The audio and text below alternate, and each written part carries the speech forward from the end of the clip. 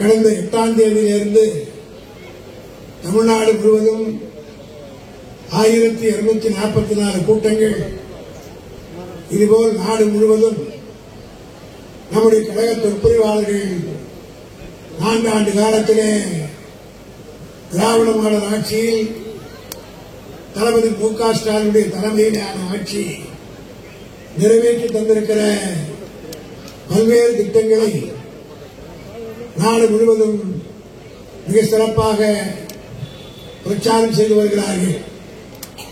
எனக்கு முன்னாலே பேசிய ஒன்றிய கழகத்துடைய செயலாளர், பகுதி கழகத்துடைய செயலாளர், தாம்பரம் மாநகராட்சியுடைய பகுதி கழகத்துடைய செயலாளர் ஜெயக்குமார் அவர்கள் மிக தெளிவாக பல்வேறு கருத்துக்களை உங்கள் மத்தியிலே சொன்னார்.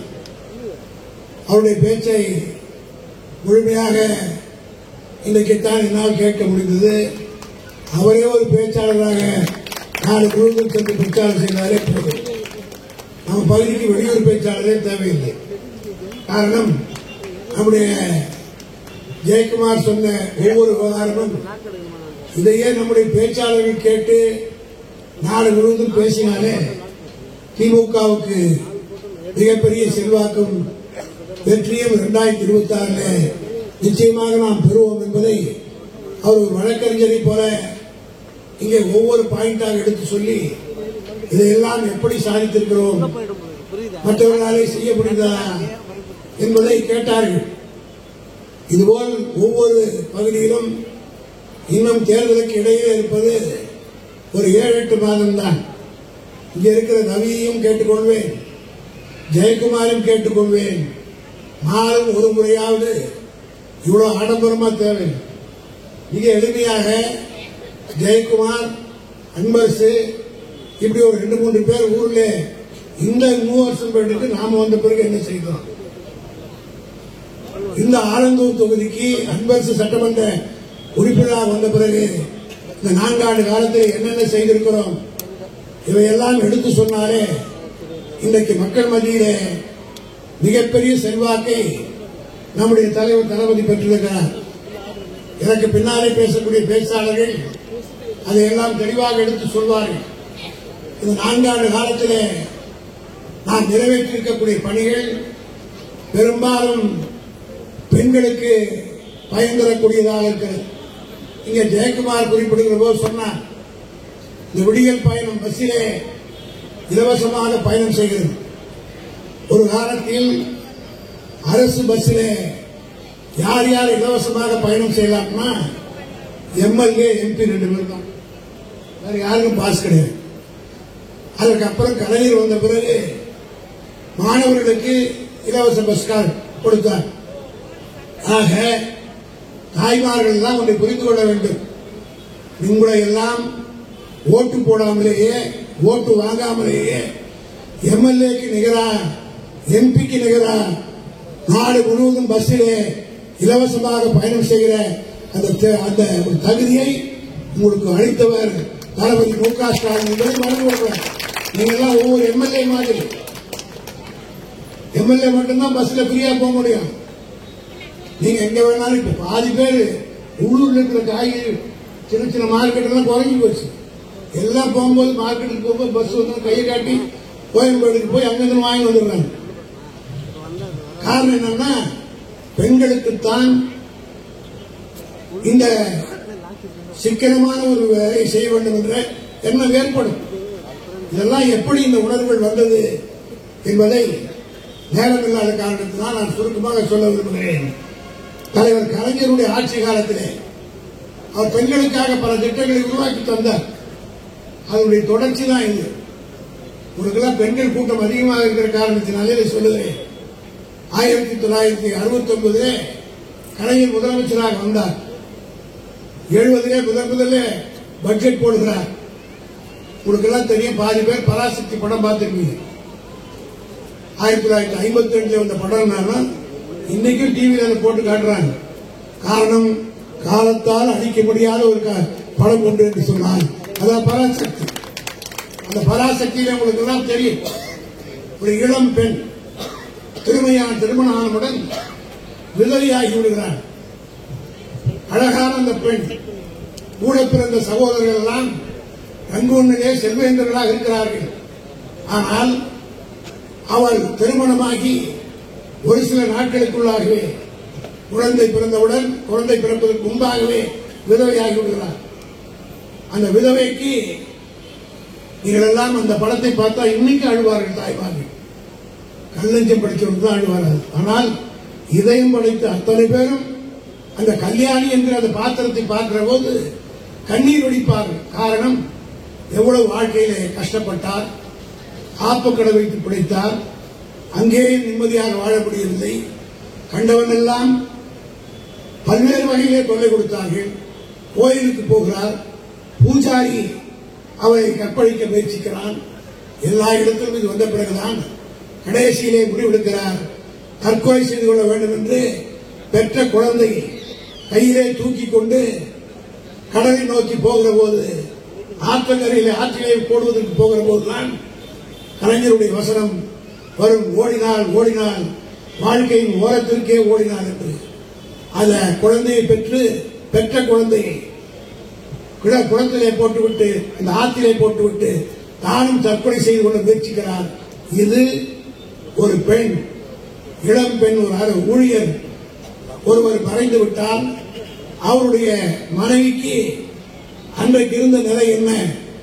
ஆப்பக்கடை வைத்துத்தான் தொழில் நடத்த வேண்டும். அதில் ஒரு வருஷம் வரும். தாலி எடுத்தவர்களுக்கு தமிழ்நாட்டிலே தாசில்தார் தொழில் ஆப்பக்கடை வைத்திருப்பது என்று வரும். அதை எழுதினார் கலைஞர். எழுதியதோடு நின்று விடவில்லை. ஆட்சிக்கு வந்தவுடன் இதுபோல் தமிழ்நாட்டிலே கல்யாணிகள் இருக்கக்கூடாது என்பதற்காக முதலில் இந்தியாவிலே ஒரு சட்டம் போட்டார். அரசு ஊழியர்கள் செத்துவிட்டால் அவருடைய குடும்பத்திற்கு 10,000 ரூபாய் என்ற திட்டத்தை 55 ஆண்டுகளுக்கு முன்னாலே அறிவித்தார். அந்த 10,000 தான் இன்னைக்கு 5 லட்சம் ஆயிடுச்சு. இதெல்லாம் நீங்க தெரிஞ்சுக்கணும். காரணம் என்னன்னா, எவனோ கட்சி ஆரம்பிக்கிறான், சினிமால வர்றாரு, காசு நம்ம காசையும் பிடிக்கணும். 100 ரூபாய் விற்க வேண்டிய டிக்கெட் 1000 ரூபாய் வாங்கின்னு அதெல்லாம் கொள்ளடிச்சு வச்சுக்கிறவனா வரானுங்க. அவனுக்கு வரலாறும் தெரியாது, ஒரு இடமும் தெரியாது. பெத்தப்பனுக்கே சோறு போடாதவனுங்க சினிமாவில் மொத்தமா நல்லவனா நடிப்பானுங்க. அவனெல்லாம் வரா. இன்னைக்கு என்ன இதை சொல்றேன்னா, இந்த இளைஞர் சமுதாயத்துக்கு பெண்களுக்கு புரிய விட்டுலாம். இந்த திமுக இல்லைன்னா நீங்க எல்லாம் பெஞ்சில் உட்கார முடியாது. பாருங்க, நீங்க எல்லாம் உட்கார்ந்து இதுதான் சமூக நீதி, இதான் சமத்துவம். இதற்காகத்தான் பெரியார் இந்த இயக்கத்தையே துவங்கினார். பெண்களுக்கு முதல் ஓட்டு போடுற உரிமையை வாங்கி கொடுத்த கட்சி இந்த இயக்கம் என்பதை மறந்துடக்கூடாது. அப்படி எல்லாம் நாங்க செய்யறோம். ஆனா சினிமாக்காரனை பார்த்த உடனே போறீங்களே, இந்த நியாயம் தான் தெரியல. எம்ஜிஆரோட போனீங்க, அது கதை முடிஞ்சு போச்சு. அதுக்கப்புறம் ஜெயலலிதா பொம்பளைன்றீங்க போனீங்க. இப்ப எவனோ வரான், அதுக்கெல்லாம் நீங்க போறீங்கன்னா இது நியாயமா என்பதை கொஞ்சம் மனசாட்சியோடு சிந்தித்து பார்க்க வேண்டும் என்பதற்காகத்தான் இதையெல்லாம் சொல்றேன். ஒன்னொன்னு சொல்லி பார்த்தீங்கன்னா அத்தனையும் கலைஞர் செய்ய, இதற்கெல்லாம் அவருக்கு பிரதிபலன் கிடைத்தது. நான் அந்த அனுபவத்தில் நேரில் பார்த்தேன். எமர்ஜென்சி நேரத்தில் கலைஞர் அவர்கள் ஆட்சி கலைக்கப்பட்டவுடன் மிகப்பெரிய நெருக்கடியெல்லாம் வந்தது. விசாவிலே தளபதி ஸ்டாலின், மாறன் கைது செய்யப்பட்டார்கள்.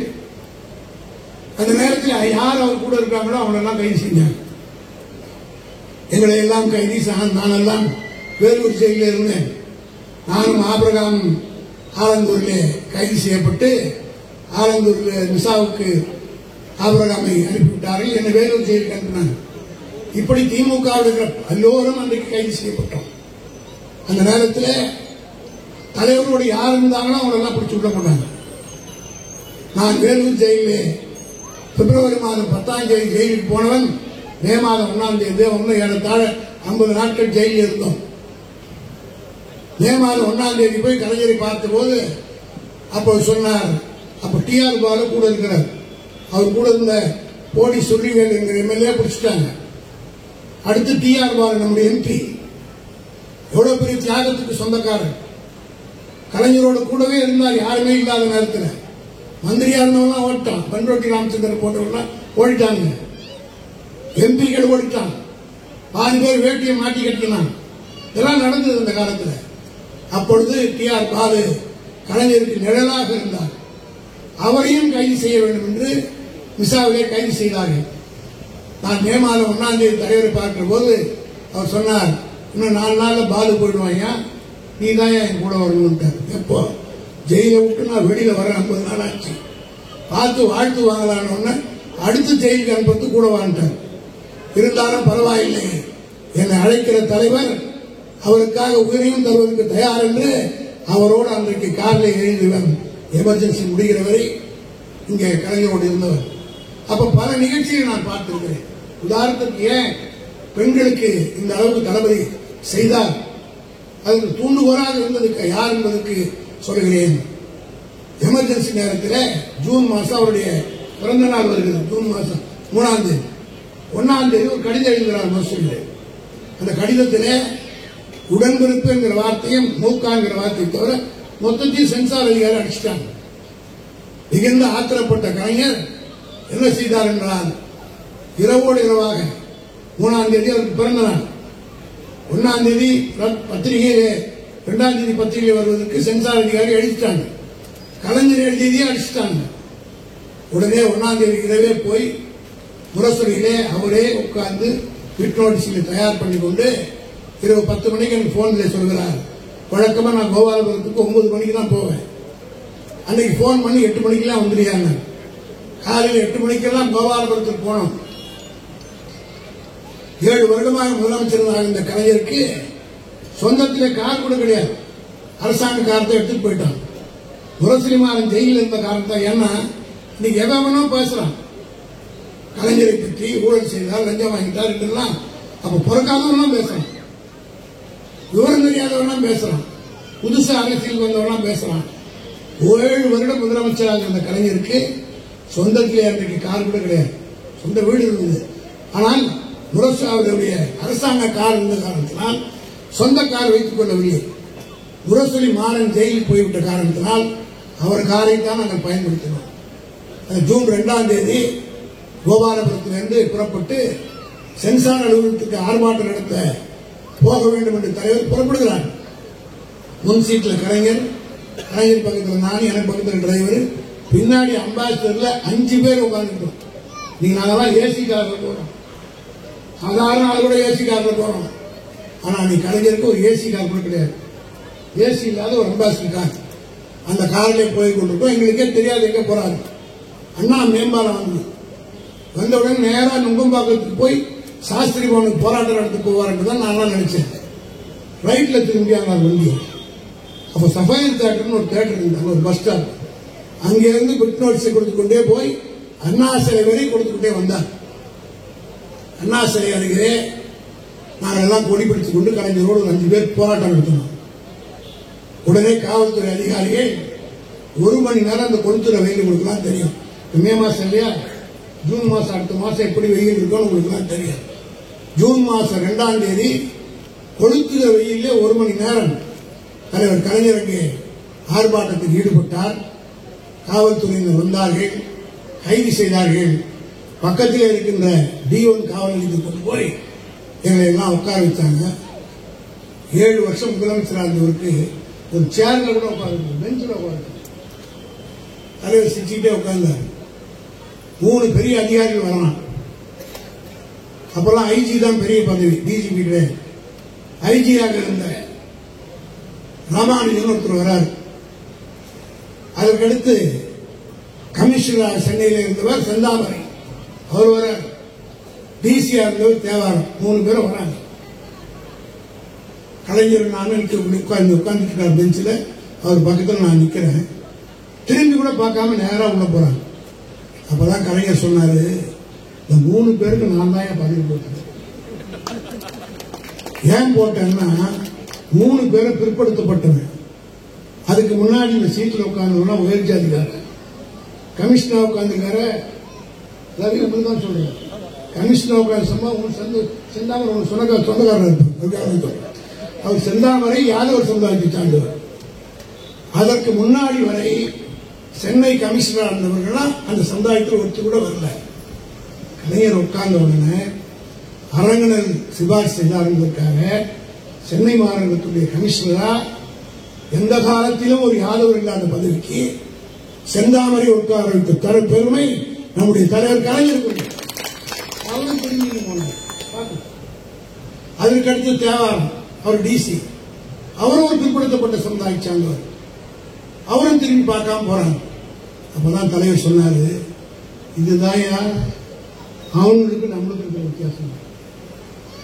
இதே ஒரு பாப்பான்னு ஒப்பனா சொன்னான், ஒரு உதவி நான் பண்ணியிருந்தேன், அவன் பார்த்து கொஞ்சம் வணக்கமாவது பண்ணுவான், ஆனா நம்மால் பார்த்தியா கண்டுக்காம போறான். அப்படி இருந்தாலும் அவன் என்ன பண்ண முடியும்? அவன் வளர்ந்த விதம் அப்படி, அவன் வளர்ந்த விதம்னு சொன்னார். அப்பொழுது கூட நம்மளை விட்டுக் கொடுக்காத தலைவர் தான் நம்முடைய தலைவர் கலைஞர் அவர்கள். சொல்லிட்டு அப்படியே ரொம்ப வருத்தத்தோடு உட்கார்ந்துருந்தவங்கதான் ஒரு 25 வயது மதிக்கத்தக்க ஒரு பெண் காக்கி சட்டையோட ஒரு கோப்பையில காப்பியை கொடுத்து வந்து கப்பல் சாஸ்திரத்துல கலைஞர்கிட்ட கொடுக்குது. தலைவர் அப்படியே விரும்பிச்சு போய் அந்த பொண்ணை அப்படியே பார்க்குறாரு. பார்த்துட்டு சொல்றாரு, ஏமா உன் வேலைக்கு ஏதாவது ஆபத்து வந்து போதுமா? அப்ப இந்த பெண்ணை என்ன சொல்லிச்சு தெரியுமா?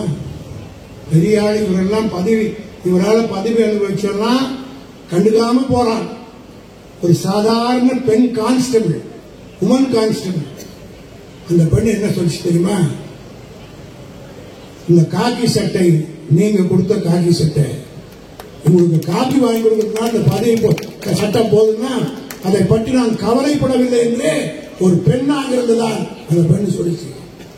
அப்பதான் கலைஞர் சொன்னார், இதுதான் பெண். இப்ப புரியுதா ஏன் வந்து மாசம் 1000 ரூபாய் தளபதி கொடுக்குறாரு பெண்களுக்கு? இதே நம்மளுக்கு கொடுத்திருந்தா பாதி அன்னைக்கே போய் வேற கடைக்கு போயிட்டு இருக்கோம். உங்களுக்கு கொடுக்கற தொட்டு எல்லாம் பேங்க். இதை உணர்த்தியவர் கலைஞர். அப்ப சொன்னார் கலைஞர், இந்த பொண்ணு யாருன்னு எனக்கு தெரியாதியா, ஆனால் அந்த பொண்ணு சொல்லிச்சு, நீங்க தான் உமன் கான்ஸ்டபிள் என்ற ஒரு பதவி உருவாக்கி முதல்ல 23 உமன் கான்ஸ்டபிள் 73 கலைஞர் நியமிச்சார். ஒரு ஹெட் கான்ஸ்டபிள். இந்த 23 பொண்ணுல அது ஒரு பொண்ணு. அப்ப சொல்லிச்சு, அது பிற்காலத்தில் ரிட்டையர் ஆகும்போது டிஎஸ்பி ஆகி ரிட்டையர் ஆயிடுச்சு. ரிட்டையர் ஆன பிறகு இதை வந்து எல்லா டிவியில நீங்க பார்த்துருப்பீங்க. கலைஞர் மறைந்த அன்றைக்கு அது வந்து மலர் வலை வச்சுட்டு இந்த நிகழ்ச்சி அப்படியே எல்லாம் பெண்கள் உணர்ந்து பார்க்கணும். அப்ப சொல்லிட்டு அந்த அம்மா சொன்ன போது தலைவர் சொன்னார், அந்த பெண் யாருன்னு எனக்கு தெரியாது, நேரடியா நான் அதுக்கு ஒன்றும் செய்யல, இவங்களுக்கெல்லாம் நேரடியா நான் தான் உத்தரவு போட்டேன், ஆனா இந்த பெண் யாருன்னு தெரியாது, நான் என்ன செய்ய யாருக்கு செஞ்சேன்னு தெரியாது, ஆனால் நான் போட்ட ஒரு உத்தரவால் இன்றைக்கு இந்த பதவியை அடைந்திருக்கிறது நன்றியோடு சொன்னார். இதுதான் பெண் உள்ளம் என்று இன்றைக்கு பாராட்டினார். அதனுடைய விளைவு ஏன் சொல்கிறேன் என்றால், இப்ப இவெல்லாம் 1000 ரூபாய் வாங்கினாங்கல்ல பார்லிமெண்ட் எலெக்ஷன்ல, குவிஞ்ச ஓட்டு டிஆர் வாருக்கு நான் ரொம்ப நாள் பிறகு நான் ஏஜென்டாவே போறதில்லை. எம்ஜிஆர் என்னைக்கு இந்த கட்சி விட்டு போனாரோ அது வரல நான் தான் போவேன் கவுண்டிங்கு. 67 எம்ஜிஆர் நான் தான் ஏஜென்ட், நான் தான் சீஃப் ஏஜென்ட். அவருக்கு டெபாசிட் கட்டுறேன். அப்பா கிருஷ்ணபுரம் இருந்தா சொல்லுவார், சின்ன பையன் தெரியாது, அவங்க அப்பா இருந்தா சொல்லுவார். அந்த நேரத்தில் 71 எம்ஜிஆர் முதல்ல 67 நான் கட்டும் போது ஹாஸ்பிட்டல் இருந்தார். 71 ஹாஸ்பிட்டல் இருந்து வெளியே வந்து மறுபடியும் தேர்தல் நிற்கிறாரு. அப்ப எம்ஜிஆர் போன் பண்ணி, நான் ரொம்ப நெருக்கமா இருந்தேன் எம்ஜிஆரோட, இங்க இருந்த பல ஆளுங்க இருக்கு, அங்கே அவருடைய தோட்டம்லாம் இருந்தது வெளிப்பாளத்தில், இந்த பக்கம் பாலையா தோட்டம் இருந்தது. ஒரு காலத்தில் சினிமா நடிகருடைய தோட்டம்லாம் இங்கதான் இருந்தது வெளிப்பாளத்தில் தான். அப்ப எம்ஜிஆர் என்ன சொன்னார், நாமினேஷன் நீதான் வரணும்னார். நான் வர முடியாது. ஏன் என்று சொன்னால், அன்றைக்கு கலைஞருக்காக நாமினேஷன் பண்றதுக்கு நாங்க போனோம். கலைஞர் எடுத்து ஒரு மாணவத்தில் நிற்கிறாங்க எடுத்து காங்கிரஸ்ல, குழந்தை ராமலிங்கம்.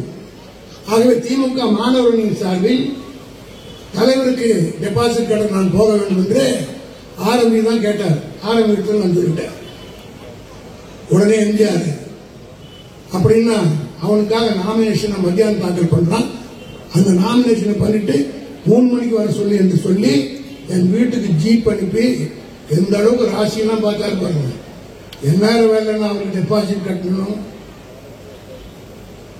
எம்எல்ஏ ஆனாரு, 3 முறை முதலமைச்சர் ஆனாரு, பெரிய தலைவர். அதுக்கு முன்னாடி அவருக்கு யார் ஒரு எலெக்ஷன் அவர் நின்று கிடையாது. என்னது அதிமுக காரன் புரிஞ்சுக்கணும். உங்க தலைவனுக்கே முதல்ல டெபாசிட் கட்டியவன் தான் திராவிட முன்னேற்ற கழகத்துக்காக நாங்க பரிமளத்துடைய இதெல்லாம் அவருடைய தொகுதி. அதற்கு பிறகு வந்து நாமினேஷன் பண்ண சொல்லி சொன்னார். நான் போய் நாமினேஷன் பண்ணேன்.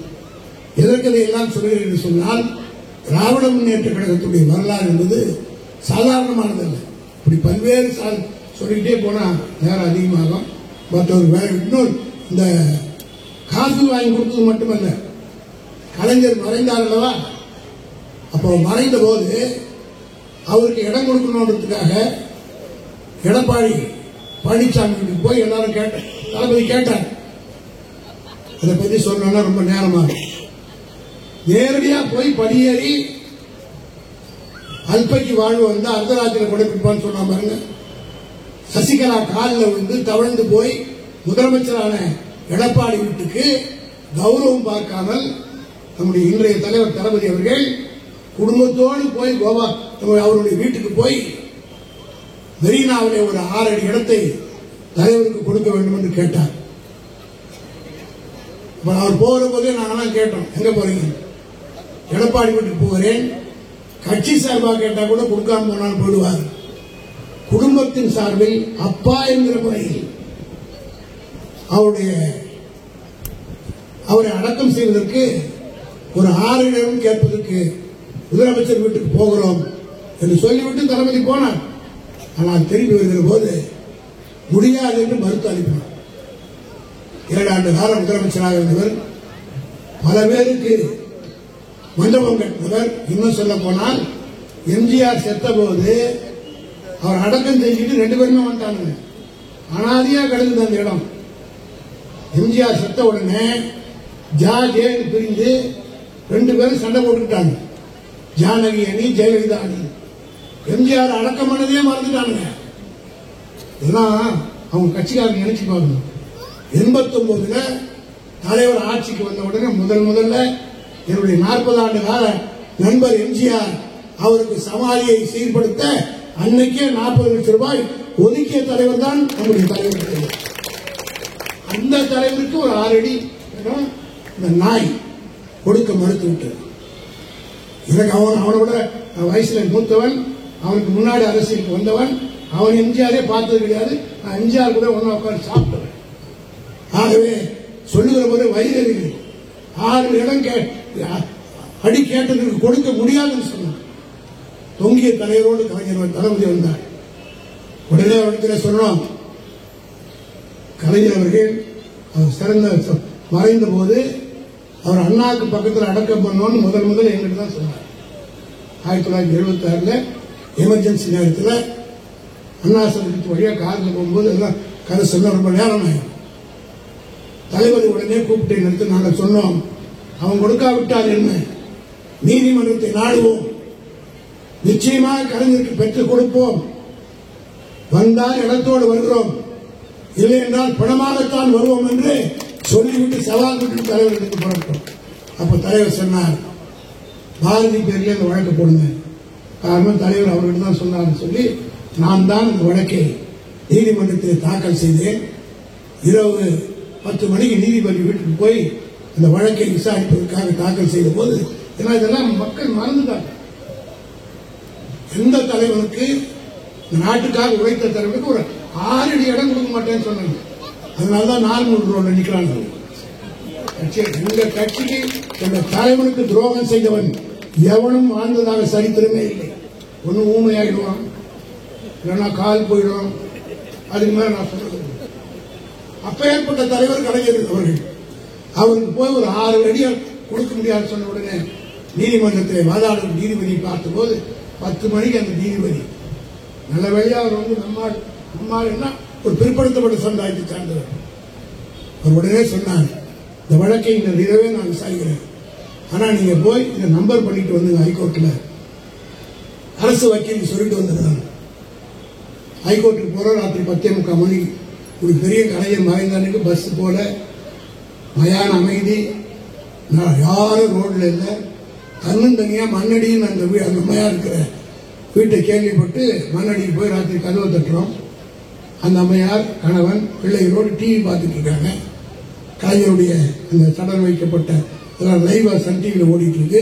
அதை பார்த்து கொண்டிருக்கிறார்கள். கதவை தட்ட வந்து கதவை திறந்தாங்க. உடனே நாங்கள் சொன்னோம்மா, ரொம்ப பணிவோடு சொன்னோம், அம்மா உன் கையில் தான் இருக்கு, நீ இதை நம்பர் பண்ணி கொடுத்து பண்ணாதான் இன்னைக்கு ராத்திரியே வழக்க விசாரிப்பாங்க, இல்லைன்னா நாளைக்கு போட்டால் கலைஞருக்கு இடம் கிடைக்காது. ஆகவே சொன்னோம்னா நீங்க நம்ப மாட்டீங்க தோழர்களே, உட்கார்ந்து இருக்கிற பொசிஷன்கிட்ட கூட கேள்வி கேட்கல. நைட்டு ட்ரெஸ்ல இருந்தாங்க அந்த அம்மா. உடனே ஸ்கூட்டி எடுத்து கொண்டு வந்து ஹைகோர்ட்ல உடனடியா நம்பர் பண்ணி கொடுத்தாங்க. அப்ப எங்களுக்கெல்லாம் ரொம்ப படபடப்பாயிட்டு எங்களையும் அறியாமல் கண்ணீர் விட்டு அம்மா நன்றின்னு சொன்னோம். அந்த அம்மா கையில வச்சு ஸ்டாம்ப் ஒட்டி நாங்கள் காசு கூட கொடுக்கல, அந்த அம்மா ஒட்டி நம்பர் பண்ணி கொடுத்தாங்க. அப்ப நாங்கள் சொன்னோம் நன்றின்னு சொன்ன போது அது என்ன சொல்ல தெரியுமா, நன்றின்னு சொல்லி நான் அசிங்கப்படுத்தாதீங்க, இந்த சீட்ல நான் உட்கார்ந்துருக்கிறேன்னா அதுக்கு கலைஞர் தான் காரணம் சொல்லி நிலை எப்படிப்பட்டது என்று என்னைக்கோ ஒரு கான்ஸ்டபிள் போட்டது காப்பி வாங்கி கொடுத்தோம்மா. கலைஞருக்கு கடைசியில அவர் விரும்பியபடி 6 அடி இடத்தை வாங்குவதற்கும் ஒரு பெண் தான் காரணமாக இருந்தது என்பதை பார்த்திருக்கிறார். அதனால்தான் இன்னைக்கு தளபதி அவர்கள் எல்லா திட்டங்களையும் ஒன்றின் ஒன்றாக பெண்களுக்கே செய்து கொண்டிருக்கிறார். பாராளுமன்ற தேர்தலில் அதற்குரிய பலனை பார்க்கணும். அதெல்லாம் பாதியிலே விட்டு எம்ஜிஆருக்கு தான் ஏஜென்டா போவார். எம்ஜிஆர் என்னைக்கு கட்சி விட்டு போனாரோ 77 ஆபரகாம் கவுண்டிங் போனேன். அதுக்கு பிறகு போறது இல்லை, நானே எலெக்ஷன் கூட போறது இல்லை. ஏன்னா ஆண்கள் பூத்துல உடைச்சா எங்களுக்கு 10 ஓட்டு 70 ஓட்டு கூட இருக்கும். பெண்கள் ஓட்டை உடைச்சா மொத்தமே இடையில 3000 ஓட்டு 2000 4000 ஓட்டுல லீடிங்ல வருவோம். இந்த ஓட்டெல்லாம் உடைச்ச உடனே 6000 ஓட்டு அது அதிகம் வாங்கி நான் 1000 ஓட்டு தோற்றுவோம். அந்த அளவுக்கு பெண்களுடைய ஓட்டு இரட்டை இலைக்கு முன்னாடி விழுந்துட்டு இருந்து டிஆர் பாலு இந்த முறை தேர்தலில் எம்பி நின்றார். ஏன்னா சீஃப் ஏஜென்ட் அவரை சொல்லி ரொம்ப கம்பெனி நான் வர முடியாதுறாங்க. நான் அவரும் ஒன்னா படிச்சு உங்களுக்கு கிளாஸ்மேட், அதனால என்ன அவர் வாடாரு நான் 2 பேரும் வாடா போட பேசுவேன். இல்லப்பா அதெல்லாம் நான் வர மாட்டேன். அப்போ டென்ஷன் ஆகும். கவுண்டிங் அப்போ பார்க்குற இடம்லாம் நம்ம சக்தி கிடையாது, அது ஏறோ இறங்கோ நம்ம பார்க்க முடியாது, நான் வரமாட்டேன். இல்லை இல்லை நீ கடைசி வந்துதான் ஆகணும் கம்பல் பண்ணுங்க. இந்த முறை பாராளுமன்ற தேர்தலுக்கு டிஆர் பாலுக்காக நான் சீஃப் ஏஜென்டாக போன கவுண்டிங் சத்தியமாக சொல்கிறேன், எம்ஜிஆர் என்று இருந்த போது எப்படி சந்தோஷமா பெண்கள் பெட்டி ஓட்டுனா அப்படியே உதயசூரனுக்கு ஓட்டு வருமோ அது போல 185 ஓட்டு உதயசூரனுக்கு பெண்கள் பகுதியில் உண்டு. அது இந்த பக்கத்தில் உழல கொஞ்சம் விட்டுருங்க, அது ஒரு மாதிரியான ஏரியா. நாளைக்கு மேல சொல்ல விரும்புறவங்க புரியல நினைக்கிறேன். அவங்களுக்கு தங்கத்திலே செஞ்சு கொடுத்தா கூட நம்ம சேர்க்க மாட்டாங்க. காரணம் என்னன்னா முனிசிபாலிட்டி போடுவாங்க, உப்பவாரத்துக்கு போடுவாங்க, லைஃபுக்கு ஏதாவது மாறம் தான் சொல்லுவார். நான் ஆலந்தூர்ல ஜெயிச்சுட்டு போவேன், 8000 ஓட்டு 10,000 ஓட்டு 20,000 25,000 ஓட்டு 4 முறை ஜெயிச்சேன். பார்லிமெண்ட் எலெக்ஷன்லயே எம்பி எம்எல்ஏ எலெக்ஷன் வரும். பாலு ஒவ்வொரு முறையும் என்ன சொல்லுவாருன்னா மாறங்கிட்ட கம்ப்ளைண்ட் பண்ணுவார், இவன் பூத்திலேயே ஓட்டு விடலைங்க, வெறும் 85 ஓட்டு தான் விழுது. ஆனா எனக்கு 1950 ஓட்டு விடும். அது இருந்து என்ன தெரியுதுன்னா மாறன் சொல்லுவாரு பாலுக்கு, அவன்லாம் இவன் தான் குப்பையை சரியா வருவான்னு தெரியுங்க, இவன் தான் கப்பூஸ் அடிச்சுட்டா வருவான்னு தெரியுங்க, இவன் தான் லைட் எரிய வைக்க வருவான்னு தெரியுங்க, இதுக்கு இவனுக்கு ஓட்டு போடுவாங்க. அங்க வரும்போது அது வேற, அது அவங்களால உட்காரணும்னு நினைப்பான் அப்படின்னு சொல்லிட்டு ஆளுங்களுக்கு சொல்லுவாரு. நான் இருக்கிற கோபாலபுரத்துல, கலைஞர் இருக்கிற கோபாலபுரத்துல இதுவரை திமுக அதிக ஓட்டை வாங்கிடுவாங்க. எதற்காக சொல்கிறேன் என்றால் உங்களை நம்பிதான் இந்த கட்சி, உங்களுக்காக செய்ய. அவங்களுக்கு எங்க மேல என்ன கோபம், எல்லாம் இவங்களுக்கே செய்யறாங்க. வந்தவன பிற்படுத்தப்பட்டோம் தாழ்த்தப்பட்டோம் பேசுறாங்க அப்படிங்கிற கோபம் இருக்கு. அவங்களுக்கும் ஒரு ஆட்சி மேல இருக்கிறதுனால அவங்க போட்டி போட்டு காப்பாற்றுறாங்க. ஆனா அந்த உணர்வு நமக்கு வரல, அது வந்தாதானே. ஆக அப்படி இந்த மாறுந்து என்ன காரணம், மக்கள் இன்றைக்கு இந்த 1000 ரூபாய் திட்டத்தில் பலன் பெற்றிருக்கிறார். சுருக்கமாக சொல்லணும்னா இதோடு சொல்லி உரை நிறைவு செய்ய விரும்புகிறேன். ஒவ்வொரு பெண்ணுக்கும் தளபதி மு.க. ஸ்டாலின் நிறைவேற்றிருக்கிற திட்டத்தால எவ்வளவு லாபம்? மாதம் 1000 ரூபாய், 20 மாசம் கொடுக்குறாரு. 20,000 ரூபாய் பேப்பர் பண்ணா எழுதி வச்சுங்க. 20,000 ரூபாய் ஆச்சா? ஆட்சிக்கு வந்ததுல இருந்து 48 மாசம் ஆயிடுது கிட்டத்தட்ட. ஒரு மாசத்துக்கு ஒரு பெண்ணுக்கு இலவச பஸ்ல போறதுனால சராசரி கணக்கு இங்கெல்லாம் 2000 3000 மிச்சம். சராசரியா எடுத்துக்கிட்டா 850 ரூபாய் ஒரு பெண்ணுக்கு இலவசமா பஸ்ல போறதுனால வருது மாசம் ஒண்ணுக்கு. 48 மாசம் எவ்வளவு ஆச்சு? ஏறத்தாழ 32,000 ரூபாய். 32 பிளஸ் 20 52,000. இன்னும் 12 மாசம் 1000 ரூபாய். இது ஒரு 12 64. இன்னும் ஒரு மாசத்துக்கு மாசம் 850 ரூபாய், 880 ரூபாய். அது ஒரு 9,500 ரூபாய். இன்ஜினியரிங் படிச்சாங்க, கணக்கு பிஇ படிச்சாங்க. இங்க மேத்தமெட்டிக்ஸ் படிச்சாதான் பிஇ படிச்சாங்க. பண்ணணும் கரெக்ட் கணக்கா சொல்றது. ஆக ஒவ்வொரு பெண்ணுக்கும் இந்த 5 ஆண்டு காலத்தில் 75,00,000 ரூபாய் மு.க. ஸ்டாலின் நேரடியாக கொடுத்திருக்கிறார்கள். இது இல்லாம ஊருக்குள்ள குழந்தைங்க இருந்தா, பிளஸ் 2 படிச்சுட்டு இருந்தா அதுக்கு 1000 ரூபாய். காலையில சத்து போடுறாரு இல்லையா, காலை உணவு, அதெல்லாம் சேர்க்கல. எல்லாருக்கும் பள்ளிக்கூடத்துக்கு போற குழந்தைங்க அரசு பள்ளிகளை படிக்கிறதுக்கு படிக்கும், காணொலியில் படிக்க வைப்பீங்க, அதை விட்டுருங்க. இதையெல்லாம் சேர்த்தால் எங்கே போய் முடியும்? ஆக இப்படிப்பட்ட சாதனைகள் இன்னும் இந்த வருஷம் கடைசியா பட்ஜெட் ஒன்று சொல்லிட்டாரு பாருங்க. உள்ளபடியே படிக்கிற போது கண்ணெல்லாம் தண்ணி வந்துருச்சு. இந்த கொரோனா நேரத்தில் அப்பா அம்மா 2 பேருமே செத்துட்டாங்க. நிறைய பேர், பல குழந்தைகள் அப்பா அம்மா கிடையாது, தாய் தந்தை இல்லாத குழந்தைகள் இந்தியா பூரா, தமிழ்நாடு பூராவிலும் எவ்வளவு இருக்கிறது என்று ஒரு கணக்கெடுப்பு சொல்லி 50,000 பேர் குழந்தைகள் இருக்கிறார்கள். அந்த குழந்தைகளுக்கெல்லாம் மாதந்தோறும் 2,000 ரூபாய் நிதி கொடுத்து அனாதைகளுக்கு, குழந்தைகளுக்கு, தாய் தகப்பன் இல்லாதவர்களுக்கெல்லாம் 2,000 ரூபாய் வழங்குகிற திட்டத்தை அறிவித்திருக்கிறார் என்று சொன்னா, அவன் அந்த குழந்தை வளர்ந்து பெருசா அப்பாவை பார்க்கல, அம்மாவை பார்க்கல. இந்த 1000 ரூபாய் நிதியா, 2,000 ரூபாய் நிதியா வளர்ந்து பெரியவனாய் வர்ற போது மு.க. ஸ்டாலின் தான் அப்பான்னு சொல்லுவான். அவர் யாரை சொல்லுவான்? இதை தாங்கிக் கொள்ள முடியாமல் எதிர்கட்சிகள் பேசிக் கொண்டிருக்கிறார்கள். ஆகவே இவளையெல்லாம் நான் கேட்டுக்கொள்ள விரும்புகிறேன். இதையெல்லாம் மனதில் வைத்து திராவிட முன்னேற்ற கழகத்துடைய ஆட்சியால் தான் இதெல்லாம் செய்ய முடியும். இன்னும் இந்த 7-8 மாதத்தில் இன்னும் பல திட்டங்களை தளபதி அவர்கள் நிறைவேற்றி தர இருக்கிறார். எனவே 2வது முறையாக தளபதி மு.க. ஸ்டாலின் அவர்கள் முதலமைச்சராகவும் 7வது முறையாக திராவிட முன்னேற்ற கழகத்தையும் ஆட்சியில் அமர்த்த வேண்டும் என்று கேட்டு விடைபெறுகிறேன்.